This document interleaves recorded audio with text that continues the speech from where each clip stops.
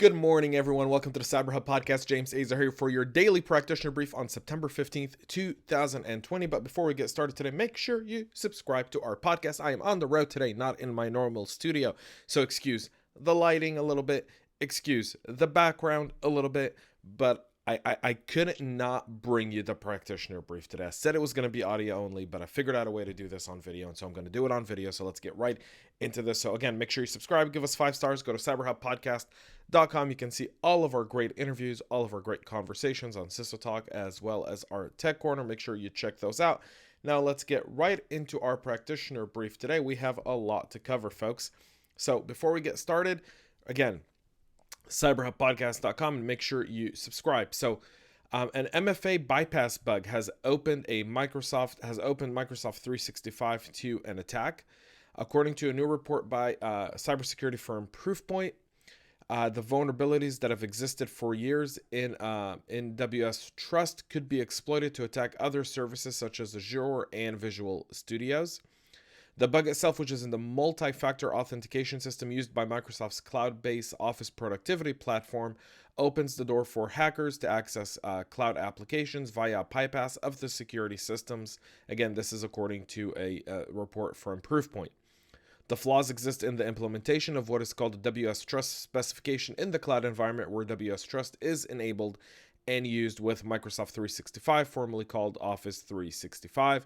WS Trust is an OASIS standard that provides extension to WS Security and is used for renewing and validating security tokens, brokering trust relationships, part of a secure message exchange architecture.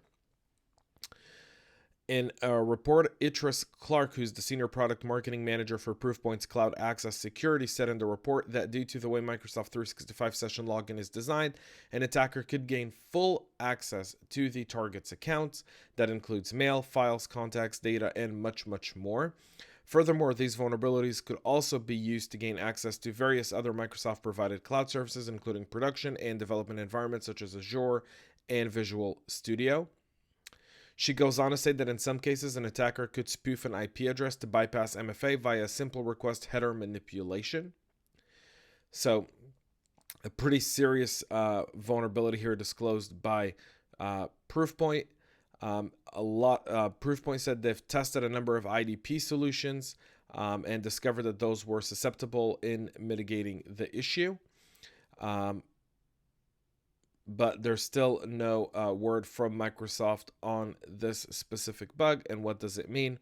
That's why I like to use third-party MFA and not built-in MFA solutions, because once one system goes down, it's like a tower of cards. Everything else goes down with it as well.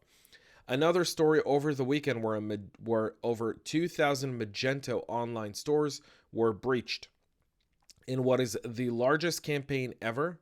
A typical MagCart scheme where breached sites. On Friday, 10 stores were infected.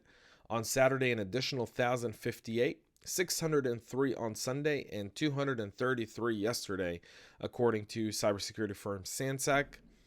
The automated campaign by far is the largest one that's been identified since the monitoring has started on MagCart in 2015.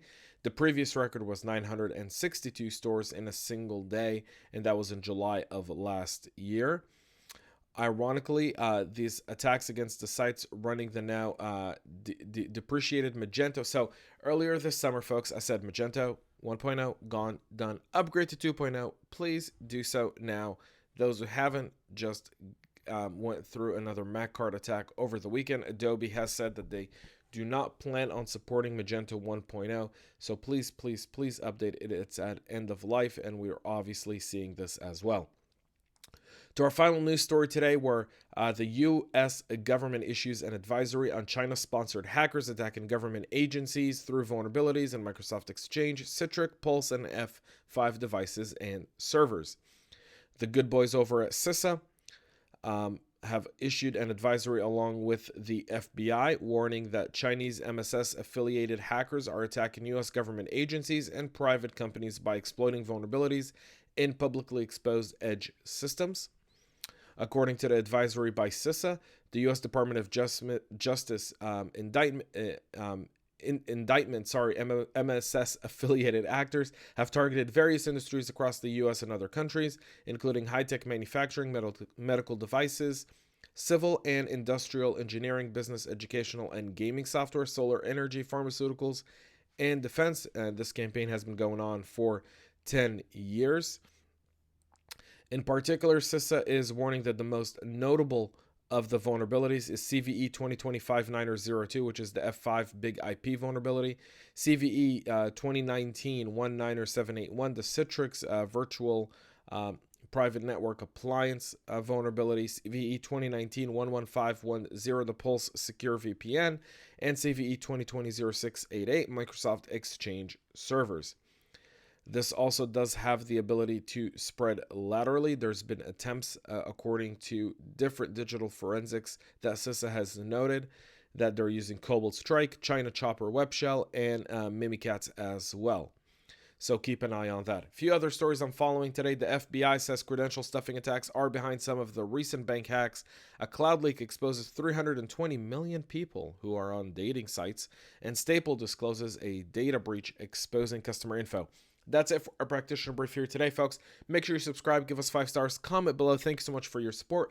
Back tomorrow, a little bit later than usual, but we'll be back tomorrow live from our studio. Until then, folks, stay tuned for much, much more, and we'll be back then. Stay cyber safe.